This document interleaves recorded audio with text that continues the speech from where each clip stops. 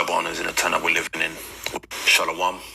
Giving all praises to Yahweh, Bahashem, Yahweh Shai, Bahashem, Rakah Kodash, for giving us the understanding of the Holy Bible through their men, that being the apostles and the bishops of Great Millstone.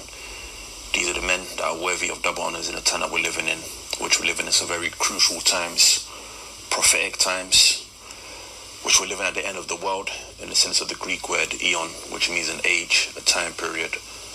And we're living at the end of Esau's age, Esau being the so-called white man. And that's according to 2 Ezra 6, verse 9, Matthew 24, verse 3. So with that being said, Yahweh Bashma Shai Bahashem, Rakah Kodash Brakatham, to the 144,000 servants as well as the remaining elect of Israel. So real quick, this is information that was sent to us in the chat. It's from BBC News concerning Donald J. Trump and his administration. As you see here in the headline, it says the Trump administration considers suspending Habeas Corpus. Now, for those of you that don't know what Habeas Corpus is, let's just look it up real quick. What is Habeas Corpus? Due process. Habeas corpus is a legal principle that protects an individual's right not to be unlawfully detained or imprisoned. It allows a person to challenge the legality of their detention by requesting a court order known as a right of habeas corpus, which requires the detaining authority to justify the detention. If the detention is found to be without legal basis, the court can order the person's release. Okay, so this is why habeas corpus is important and applies to us, okay? Us that's serving Yahweh Bashma Shai, us that's within this ministry, the ministry of Yahweh Bashma Shai, those of us that call ourselves, the servants, the prophets of Yahweh Bashma Shai, okay, the men of Great Millstone and like-minded righteous Israelite men that share our same report concerning Yahweh Bashma Shai and our book, the book being the Bible. Okay, the reason I say that is because, according to particular scriptures such as Revelation 12, verse 12, Revelation 2, verse 10, Revelation 20, verse 4, Esau, our enemy, beginning with their elite, they're going to come with persecution, and that persecution is going to result in certain men being locked up, okay, for the witness of our Lord, the witness of Yahweh Shai, that is, and that's pursuant to Revelation 19 and 10, in which we know the testimony or the witness of Yahweh Shai is the spirit of prophecy, and that's exactly what we do. Beginning with the apostles and the bishops of Great Millstone on down. So, we're to, bear in mind what's being said here and understand the gravity. Again, Trump administration considers suspending habeas corpus. Donald Trump's administration is actively looking at suspending habeas corpus, the right of a person to challenge their detention in court. One of the U.S. president's top aides has said. Stephen Miller, the White House Deputy Chief of Staff, told reporters on Friday that the U.S. Constitution allowed for the legal liberty to be suspended in times of rebellion or invasion. And us brothers, that's serving Yahweh Bashma Shai, if you don't know, we will fall under this category, okay, concerning rebelling against the American government, in which this is reminiscent as to why the Apostle John was exiled or banished to the Isle of Patmos in his day, okay, around 96 AD, around 2,000 years ago, okay. The Apostle John, he was exiled to the Isle of Patmos by the emperor, the Roman emperor, Domitian, for his testimony of Yahweh Shai. Okay, and he's preaching of our Lord and his coming. okay, concerning overthrowing the Roman Empire back then, in which we know that's going to take place in our time, our day, if you will.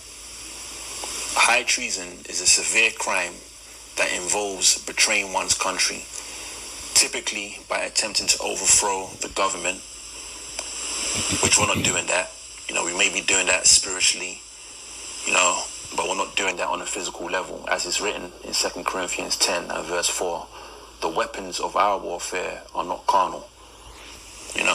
However, we are prophesying about our Lord, Yahweh Shai, overthrowing the American government, okay, through spiritual power, by way of our Lord, Yahweh Shai, returning with the holy angels in what people out there call UFOs. We are prophesying about that. But we ourselves are not going to overthrow the American government on a carnal level, as is written in Zephaniah 3 and verse 8. The Lord said, "Wait ye therefore upon me until the day that I rise up unto the prey." Okay, so we as the men of the Lord, the servants, the prophets, our job is just to prophesy, plain and simple. And we do that with a season, okay, and wisdom in terms of how, we preach and prophesy. But nonetheless, we're going to prophesy. Anyway, it says, high treason is a severe crime that involves betraying one's country, typically by attempting to overthrow the government, assisting its enemies, or endangering its authority or sovereignty. And like I said, we're not involved in any of these type of situations. But don't be surprised if, there's a false flag event of sort, and, we get the blame for whatever that situation might be in terms of them, coming after us. And I'm saying all of this stuff, because it's important, it's imperative that you brothers out there know what you're involved in, all right, concerning serving Yahweh Shai, okay, and the extremities of where this thing can go, okay, according to prophecy. Again, Revelation 2 verse 10, Revelation 20 verse 4. These are scriptures that should be coming to mind. Now, it's not all doom and gloom, okay, because bear in mind, our Lord is going to defend us and protect us, okay. We have scriptures like Isaiah 59 and verse 19, where it's written about how when the enemy shall come in like a flood, the enemy being, of course, Esau and his various different agencies, his troops, his police force and whatnot. When the enemy shall come in like a flood, concerning this persecution, that's when the Most High, Yahweh Shai, is going to lift up a standard, okay, for the men of the Lord, his servants, the prophets, and the elect. All right, so there's that too, in terms of us being protected and defended. But, there's two sides of the coin, so to speak, concerning serving our Lord, and it's important you understand, the full spectrum of what you're involved in. So it says, examples include acts like espionage, aiding an enemy during wartime, or conspiring to assassinate a head of state. Okay, now again, do not be surprised if some type of false flag event happens, of this magnitude, where, the Israelites get blamed for it, especially concerning or considering, who's running America right now, which we know in the spirit is Nero in the reincarnation, if you can receive it. Okay, 2 Corinthians 2 verse 11 says what? Lest Satan should get an advantage of us, for we are not ignorant of his devices. And I believe when you go into that word devices in the Greek, you'll find the Greek word naima, which means an evil plot, okay, an evil plan. And we're not ignorant of what our enemies, the wicked elite that is, we're not ignorant of what they've got set up, concerning accusing the men of the Lord, the servants, the prophets, okay, in order to combat this truth. So it says the definition and penalties vary by country, but is generally considered one of the most serious offences against the state.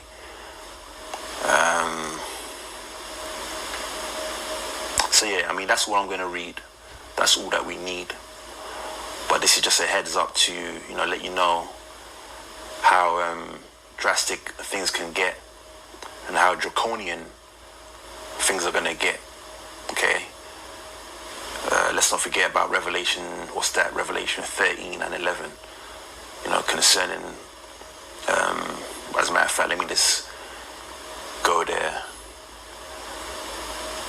Revelation 13 and verse 11, and this is concerning the revived Roman Empire, okay, primarily in the form of America, Babylon the Great. It says, and I beheld another beast coming up out of the earth, and he had 2 horns like a lamb. The 2 horns represents Esau's 2 political party system, which goes back to the ancient Greco-Roman Empire. Back in the ancient Roman Empire, you had the plebeians and the patricians. Well, today's no different, where you have the Democrats and the Republicans. Okay, 2 horns like a lamb, which the lamb represents this, how would I put it, deceptive, harmless, peaceful spirit that, the American government come in concerning democracy and human rights. They so-called come in peace. However, this beast that the Apostle John is seeing here, which is symbolic of the revived Roman Empire, it spake as a dragon. And when you look up dragon in the Greek, it goes back to drakon, which this is really symbolic of the ancient, I think he was from Greece, Draco. He was a lawgiver in the ancient Roman Empire, or the ancient Greco-Roman Empire, I should say. And he was known for, giving out very severe, harsh, judgments for the least of crimes, so to speak. And that's where you get the word draconian from. Okay? So, again, we're to be mindful of what's at stake. And Nero, aka Donald Trump, aka the cruel Lord, according to Isaiah 19. So Lord willing, you brothers and sisters out there were edified. And until next time, I'll say shalom.